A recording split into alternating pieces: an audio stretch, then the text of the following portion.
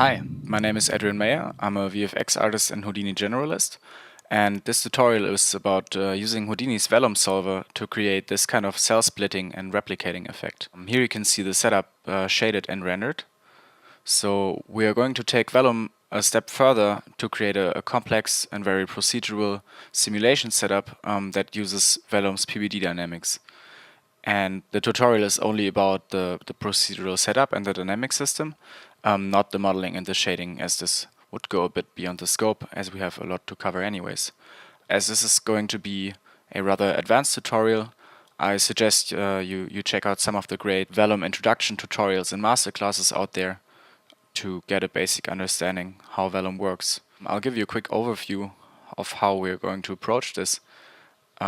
So first we will create the base setup of a single cell in SOPs, and then create the basic DOP system. And after that we will create an HDA that handles the actual cell splitting functionality in SOPs, and then bit by bit transfer that to DOPs and make it work dynamically.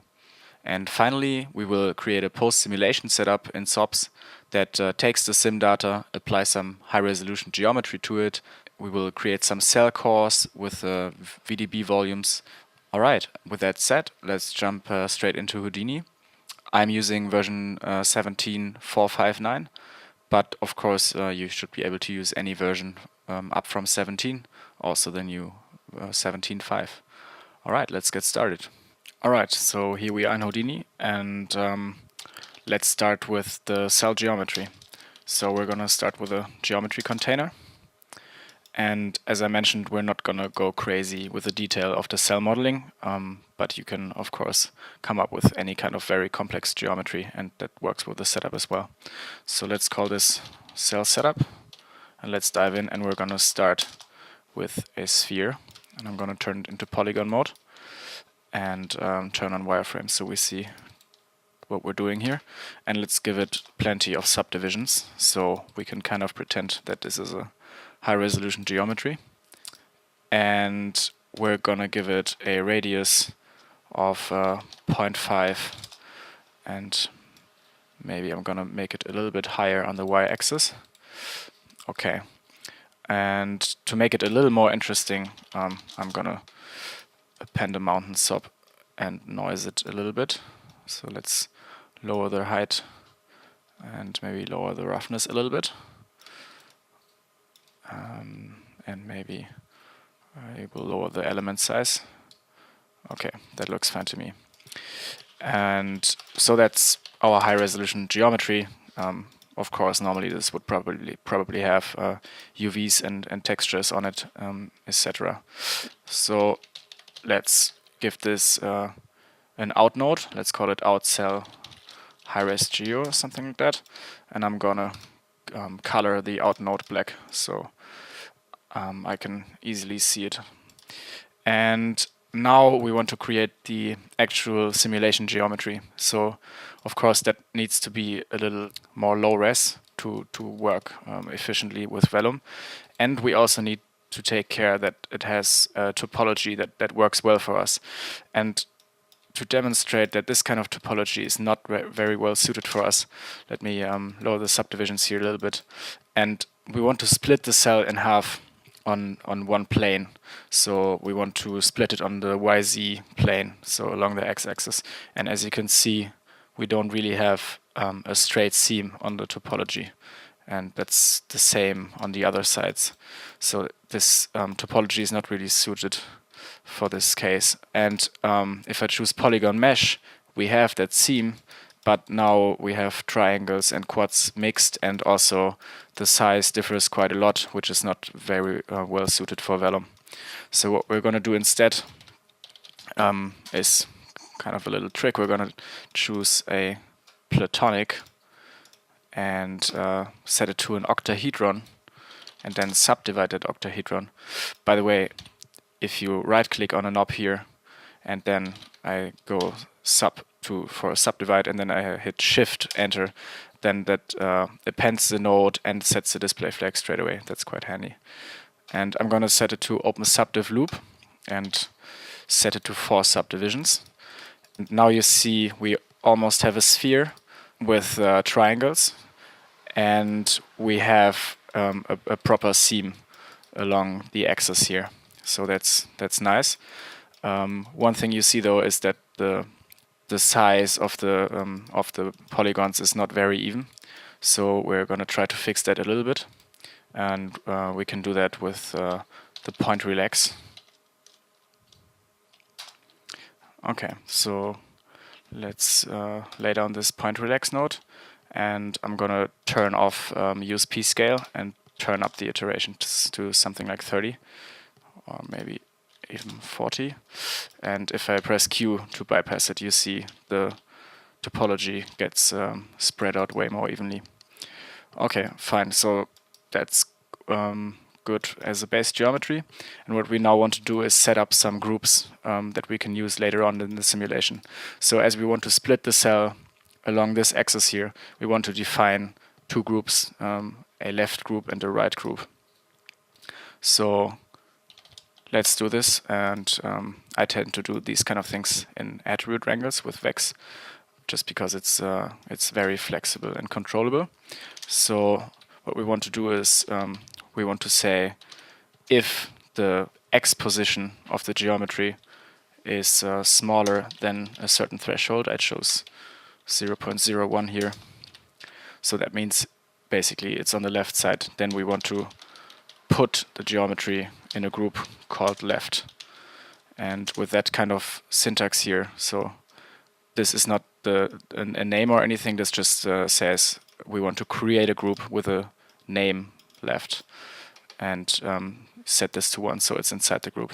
And we also want a normal integer attribute, which I call mask left, so we also set this to 1. Okay, and now we want to do the same thing for the right side, so let's copy paste this and just invert this and set this to -0.11, and we will switch these out with right. Awesome. Let me name this attribute wrangle groups, and to see quickly if that worked out, I'll put down a blast node and choose my left group here, say delete non-selected, so that should keep the left group, that looks good, and keep the right group, that looks good as well. Okay, now we want to create a third group, and that should be a center group, which groups the points on the seam here. So we can do that by combining the left and the right group. So let's put down a group combine, and let's create a center group which should be equal to left. So now that's equal to left, but we want a intersection with right. So now we have that center group. So I'll call this center. Cool. Let's put down another attribute wrangle. Oops, that went wrong. And we want to create another integer attribute, or actually another group called inside hull. And we set that to 0. So later on we will have a group for the inside that we're gonna build when the cell is split. And we now want to initialize this to 0 because we don't have that inside yet. So let's call this inside hull. A third thing we want to do is to create a ramp attribute, basically a mask that is 0 in the middle and 1 on the outer sides. So I'll do that in another attribute wrangle. Of course, we could combine a lot of these operations in one wrangle, but I actually like to do these tasks in separate wrangles and then name them accordingly, so it's very easy to debug and to see what you did in each wrangle. And performance-wise, it doesn't really matter. So I want to name this attribute inside surface ramp, and for convenience I just copy that name straight away. So let's create that attribute. It's a float, so we don't need to declare the f here, because Vex assumes if you don't tell it that this is a float attribute. And we want to create a channel ramp, give it the name xRamp, and as a second argument we need the value that goes into the ramp. And for this we want, basically as an input, we want a value that goes from 0 to 1, and we can get that with a rel bbox expression. That needs the 0, so its own, the first input as a first argument. And then we want to take the position. So that gives us a vector of the relative bounding box, and of that vector we only want to take the x position. Okay, so let's promote the parameter here, and let's visualize the attribute so we know what we're doing. And I can do that easily if I have the node selected and press X. That creates a visualize node, and I call that visualize inside surface ramp, and I'll paste that in here. Yeah, type color is cool, and I want it to be a ramped attribute, and I like to do these kind of things in blue to red. It's easy to see for me. Okay, and now what we actually want is something like this, as I mentioned. So we want it to be 0 in the middle and 1 on the outside. And I want it with a little bit of space, so I say I put one knob at 0.49 and another one at 0.51. Okay, awesome. So now that's our finished topology. But now, of course, because we want to apply this high-resolution geometry later on to it after the sim, the shapes need to match. So we can easily do that with a ray sub and just pipe the two guys in here. And there we are. We have our low-resolution topology with all the attributes set up in the shape of our high-resolution geometry. And that's fine like this. Now that we've rayed this, you see the polygons are a little bit uneven again. So I'm gonna copy that point relax node here and relax the points again a little bit. So yeah, that looks fine. Maybe this time 30 is enough. And now I want to properly initialize the normals. And we always want to work with point normals in the setup here. Okay, now that we have the final shape, I also want to create an attribute that we will use later on in the simulation that's kind of similar to this one. I want to create a vector attribute that just stores the local relative bounding box.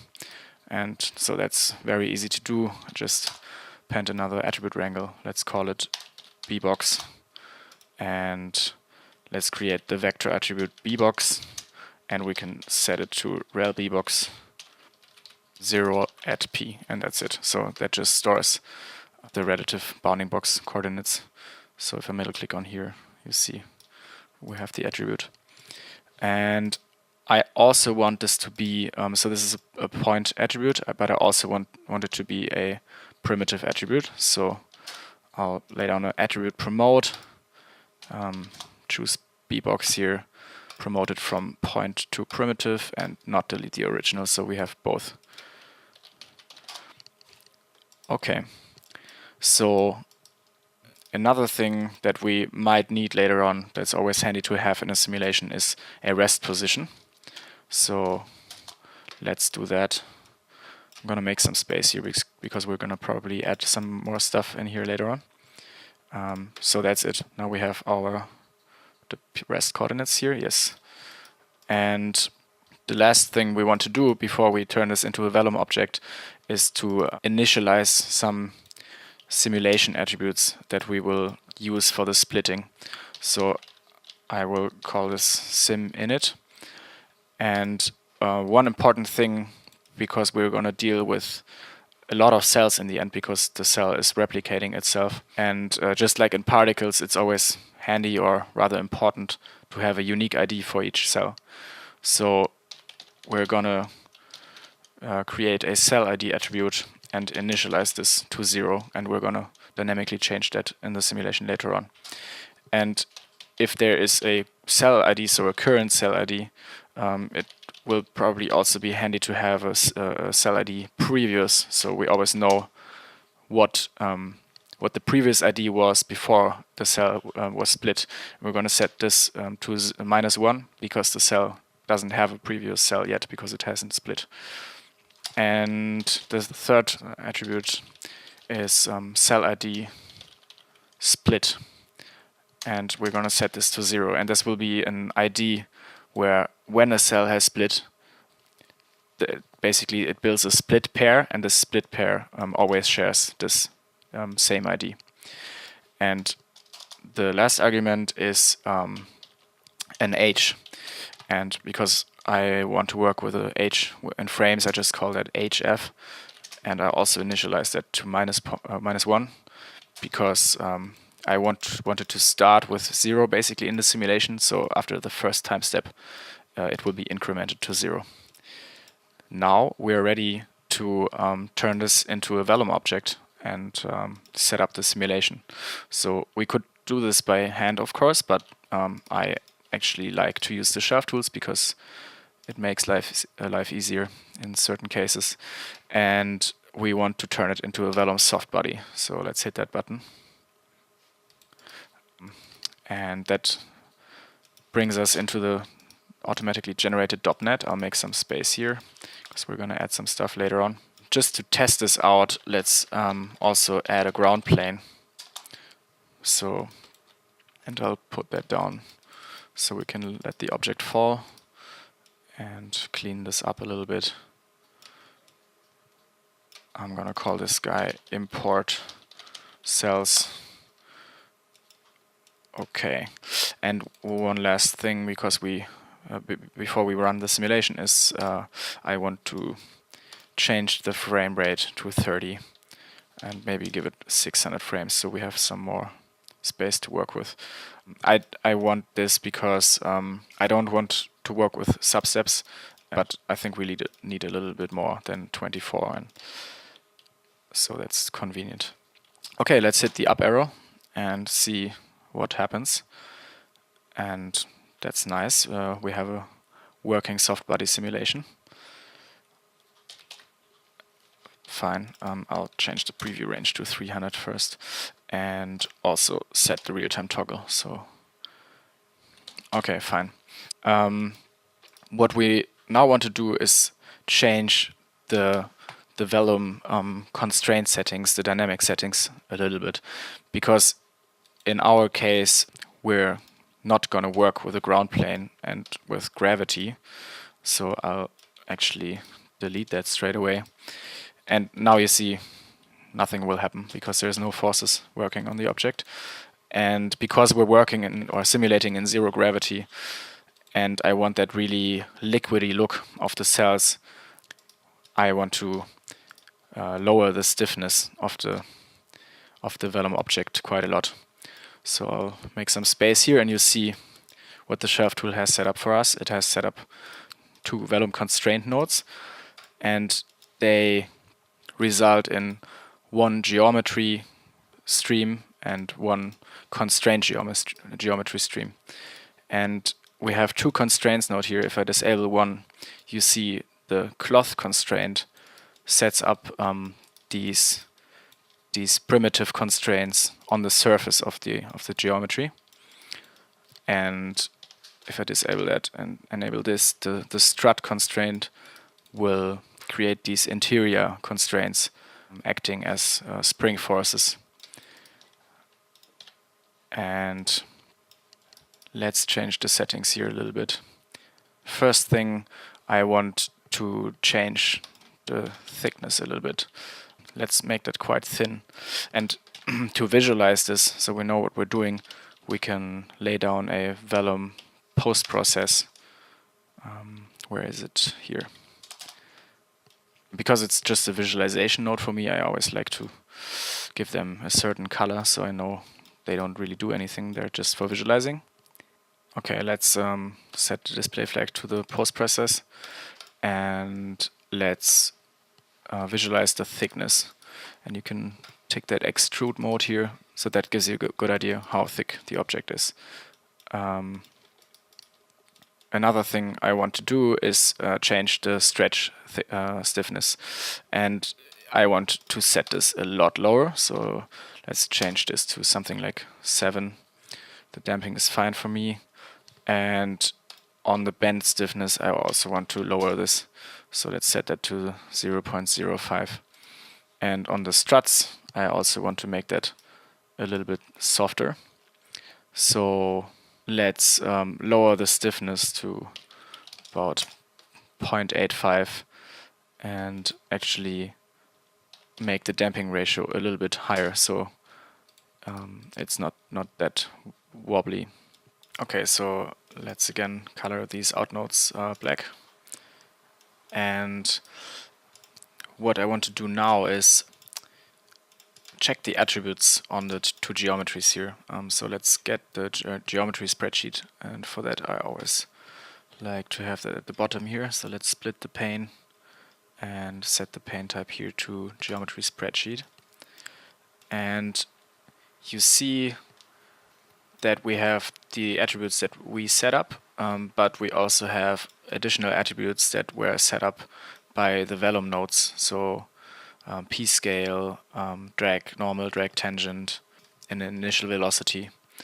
And we don't really have anything from the Vellum sub on the primitive level, but on our constraint geometry it's the other way around. So as point attributes we only have the position, but on the primitive level we have stuff like damping ratio, rest length original, stiffness, type, etc. And that's because Vellum constraints work on a primitive level, which makes sense because you see they consist of these lines, and a rest length needs to be defined on the line, so on the primitive.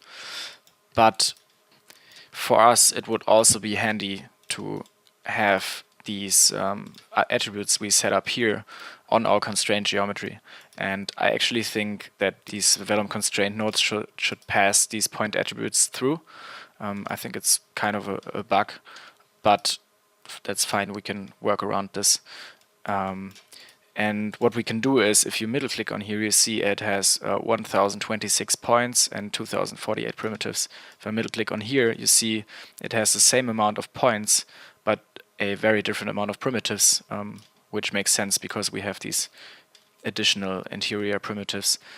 But also if you check the point numbering, you will notice that the point numbering is the same, and that's important for us because we're going to use that a lot, and that's important for Vellum as well because that's how Vellum knows what constraint belongs to which point. And we can use that for us now because that means we can just use a attribute copy, and I actually want to do that before our out nodes here. And let me change the wire style with Shift S to rounded. I prefer that. So we can just copy over our point attributes from the normal geometry to our constraint geometry, and I only want to copy point attributes, and I will also define what attributes I want.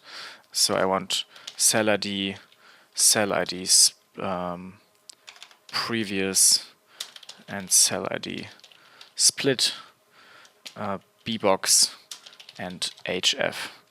Probably I could have chosen star to copy everything, but that's fine. And let's also lay down a group copy and do the same thing basically. So let's just copy over the point groups. So let's only tick on the point group, and here I will set it to star, and let's set this to override.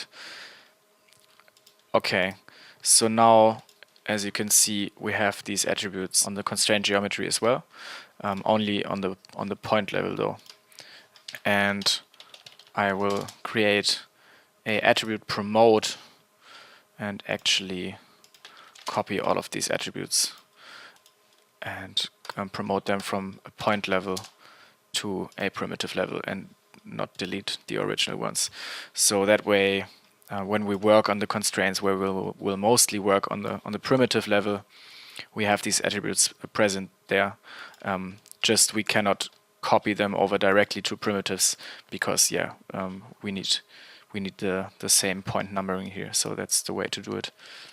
Alright, so the next step will be to create an asset that splits the cell in half and basically creates two copies of the same cell on each side. And the important thing here is that we're not gonna cut the cell in half and then create some new geometry or anything like this, but it's very important that we basically really create two identical copies with the same point numbering, the same topology, the same attributes, because we need to make sure that always stays the same for Vellum to work properly, so the constraints work properly, etc. So we really want to clone the cell over and over again. And we will create this cell splitting setup in SOPs first and basically have our initial split in a local static space. And then we will use this asset in DOPS as well to dynamically split the cell. And one important requirement for the asset is that it is able to split the cell not only in this local space here, but it is capable of splitting the cell in any kind of deformation and position in space, because we want to split the cells when they're all over the place later on. So let's do this. And let me first create a null, because I want to create a separate splitting stream here basically. And let's wire in our geometry here. Let's call this in split geo and color it. And I straight away want to encapsulate the functionality we will build in an asset. And the way we will do this is by really putting it into an asset that we will embed into the HDA. So we will start with a subnet and turn that into a digital asset. So let's do that straight away. I'll call it cell splitter first, and now say create digital asset and call it cell splitter. Okay, and normally, oops, I have a I missing here. Normally you will store your HDA or your OTL in a shared OTL folder or something like this to include it in your pipeline and have it available in separate Houdini sessions. But in our case, we don't really want that. We really want to embed the HDA into the HIP file. So I can do that by typing embedded, yes, and hit accept. And you see now the operator is embedded. I will explain in a second why I do that. Let's quickly change the maximum outputs to 2, because as this is a cell splitter, we have one cell for the input and hopefully 2 cells for the output. And because I like to go fancy on this, let's also give it a nice icon. And I found that a group copy node happens to have a super nice cell splitting icon. So let's just copy over that icon path here and paste it in here and hit accept and delete this guy. Okay, so now we have our cell splitter HDA set up. And now why did I do this? The reason is, as I mentioned, I want to use this asset here in SOPs, but I want to use basically an identical instance of this asset later on in DOPS as well, or in a SOP solver in DOPS. And this is an issue that I tend to have often. Let's say you've created a attribute VOP with with a complex setup that does a certain operation, and maybe after that you append another node, and now you want this as a encapsulated function and have it work on another place as well. Or let's concentrate on one node now. And I can kind of do this by saying right-click actions create reference copy, and what this does is it copies the node and channel references all the parameters relatively. That's cool and that's often handy to have, but if I now dive in here and change the contents of this, so let's just lay down another turbulent noise and I dive in here, you see nothing has changed. So that means this is not really a copy or a clone of this node. It's really just channel referenced on the outside. So that's not really beneficial for us here. And the way to do this I found is to have embedded HDAs, and that's quite handy. But of course this doesn't replace proper HDAs built into your pipeline if you want to have them across multiple Houdini sessions. This is just a nice way to basically have local clones of a node or a group of nodes. Okay, so let's dive inside the asset here, and first thing we're gonna create 2 output nodes. As I said, as the output we want 2 cells in the end, so I'll just create a little dot here and let's start to split this cell. Let's dive in and out. What's the problem here? So the second output index needs to be set to 1. Okay, as a first thing we're going to create a group combine, and I want this in the left stream for now, and we want to create a group called inside hull. So that's the group we initialized before, and that group should be equal to the right group. So let's visualize this this way. Okay, so we now want to create the left cell. So now this group, the inside is equal to the right, but we want to exclude this center seam here, and I can do that by subtracting the left or the center seam, it doesn't matter. So now we only have this part here, and that's our inside hull. So let me name the node here, and now I want to blast away that inside hull. So let's choose that, and let's call this node blast inside hull. So that leaves us now with only the left part of the cell. And as I said, we actually don't want to create any new geometry. So what we're going to do is we're going to create the geometry temporarily. So we're going to create this inside surface here, but then take the original cell and just transform or ray the geometry onto this plane. So that's fairly easy to do. Let's create a polyfill and set the display flag, and let's set it to a triangle fan. Let's include an edge loop. I'll set it to 0.35 so we have some more geometry to work with. And let's set the deform patch to minus 0.35. The reason why I do that is if we split the cells and we have 2 halves sitting next to each other, we want to avoid self-penetration, and so self-penetration in the vellum sim. And to be a little bit safer on that, it's better to have some space in between the surfaces. Okay, so that's fine. Now what I want to do is only keep this patched surface, and to be able to select this I will select these output groups here. So now we have them present here, and now I can blast the 2 groups and set it to delete non-selected. So now that leaves us with a patched piece. Blast patch. And now I want to recompute the normals.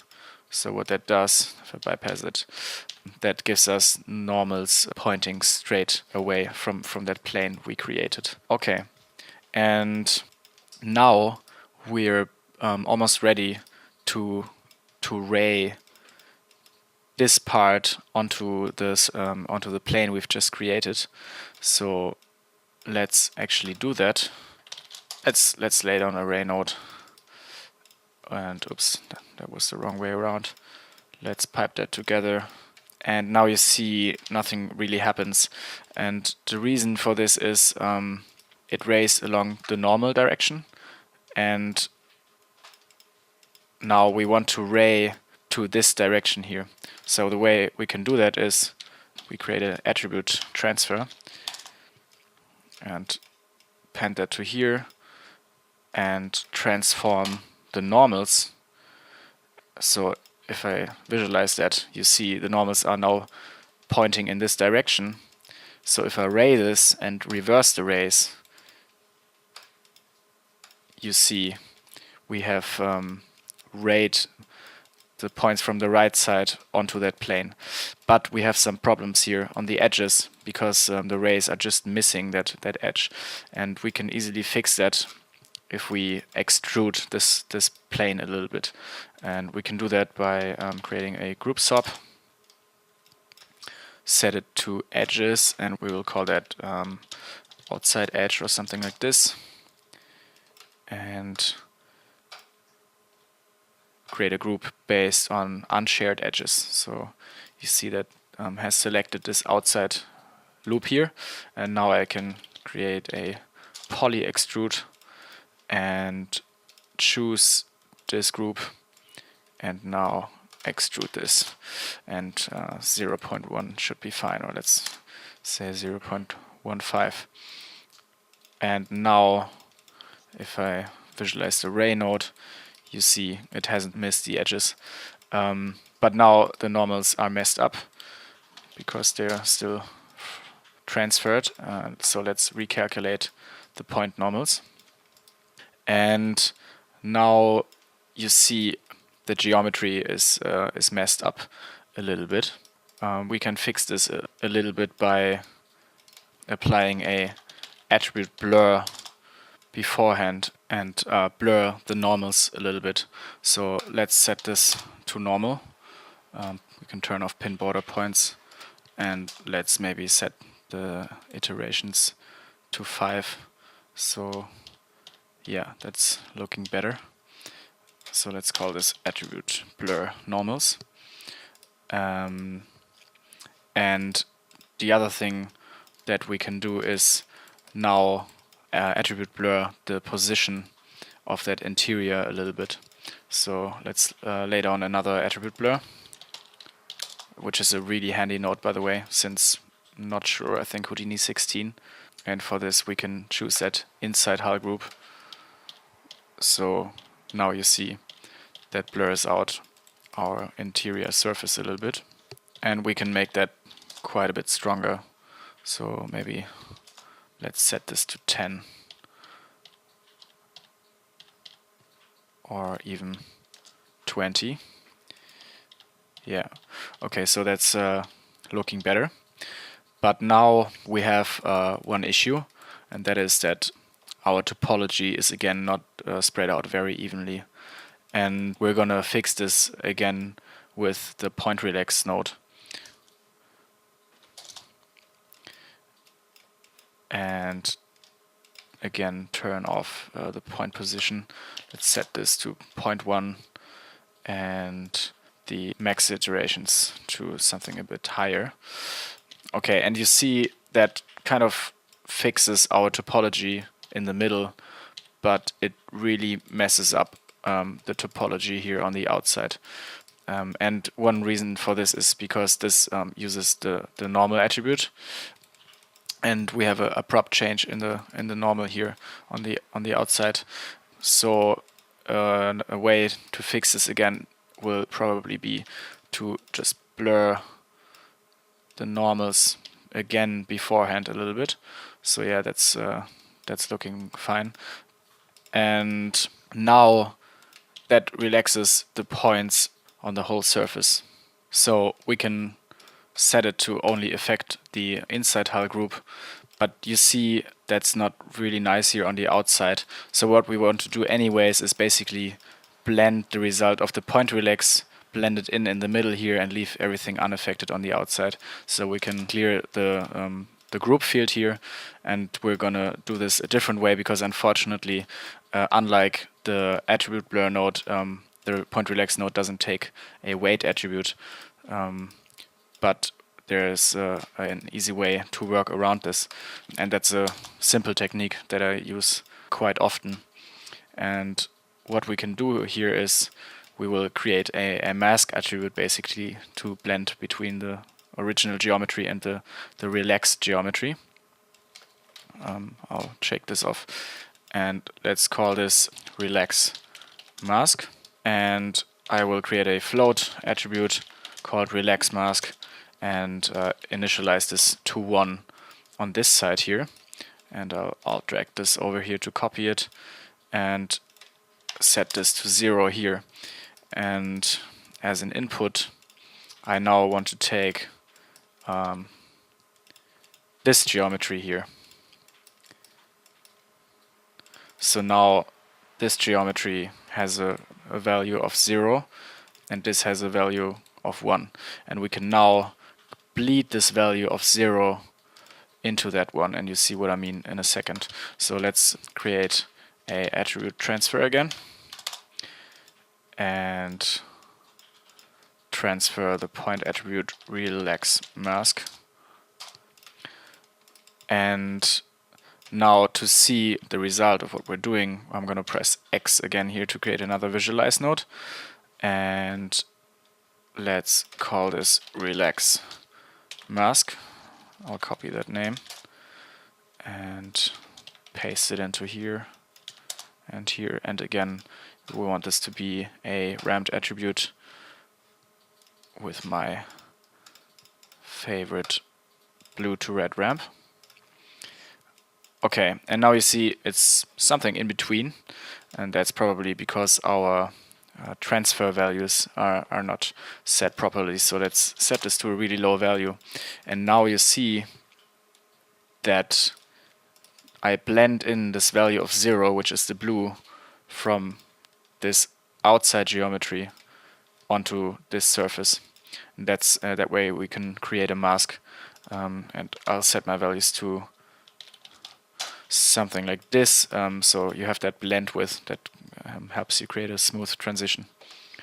And I'll call that attribute transfer relax mask. Okay, so now we have that mask. I'll quickly color that node. We can create a attribute wrangle, and now we have the relaxed geometry here, and put that in the second input here. And now I can say at p equals lerp, so that's a linear interpolation function, so that's the vex equivalent to the mix vop. And I want to lerp the position of the first input with the position of the second input. So op input 1 underscore p, and you have to declare that v here because it's from the second input. You can leave it away here because vex knows at p. And as a third argument in the lerp function, we need to set this to kind of a bias, and our bias is the relax mask attribute we just created. So if I bypass this, I see, yeah, I made a little mistake here. Of course, we need to transfer that first. And now you see that we're only blending in that relaxed points in the middle here. And when I look at that, I could probably make this transition a little bit smoother. Yeah, so that's looking nice. And finally, I should probably recompute our point normals again because we messed around with them. Okay, so as the next step, as we will have two halves of the cell, and if we do it like this, they will be exactly at the same plane, so they're likely to intersect in the Vellum simulation. So we want to offset them apart a little bit, and we can do that, and we'll do that with a attribute transfer again to use the normals we already have to get the plane that we want to offset, or the direction that we want to offset, and this direction is this one. So we will grab our normal information from here, transfer our normal attribute here again, and now let's lay down an attribute wrangle, and what we can do now is basically do a little peak expression. So at p minus equals at n. I want to make sure and normalize it. So it's just a direction and has an amplitude of 1, and our actual offset value will be a channel float, and we'll call that x offset. And we only want this to work on the right group. As we're working on the left cell, we want to offset the right group. So let's promote this parameter and dial it up. Yeah, so that's working. And I want to set it to a low value. Yeah, 0.01. That's fine. And you might have asked, you could have chosen inside hull, but then you see that leaves this outside seam unaffected. So in this case, we really want the right group. And as the last time, I promise we're going to, or maybe not, recompute the normals.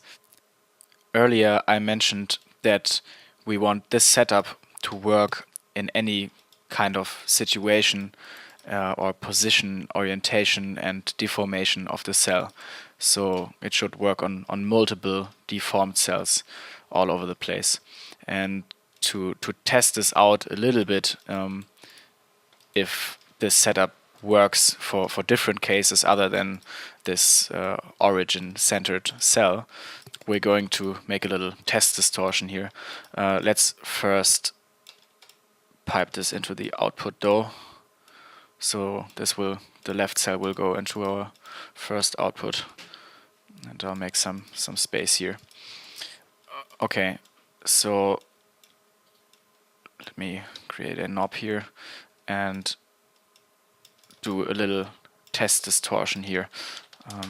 I'll lay down a null and display this, and let's start with a simple transform and just move the cell somewhere else and just randomly rotate it, and maybe use the new attribute noise node, which is also really handy, and noise the position. Let's center the noise, lower the amplitude, and maybe lower the element size a little bit, something like that. Okay, that's fine. And we only want this as kind of a test, so let's include a switch into the setup so it's easy for us to switch back and forth, and let's call it switch test deformation. Okay, so now we can choose. Let's leave this on for now and see if our splitting setup still works. And you see, yes, it does. And that was the reason why I choose this kind of method.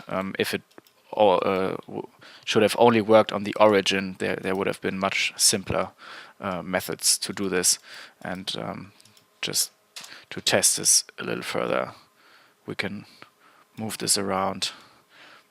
Oh, I'm sorry, I'm actually visualizing the wrong thing, but I'm pretty confident. Yeah, it will still keep up.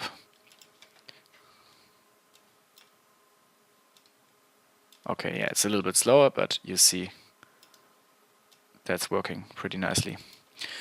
Okay, so let's turn this off again. And now we've completed our left half of the cell. So it's time for the right half, and that's going to be really easy because we're just gonna copy the whole setup from the left and just change a couple of small things. So let's copy the whole node tree. Go actions, right-click actions, create reference copy. So in this case, that's the way to go. That's really handy.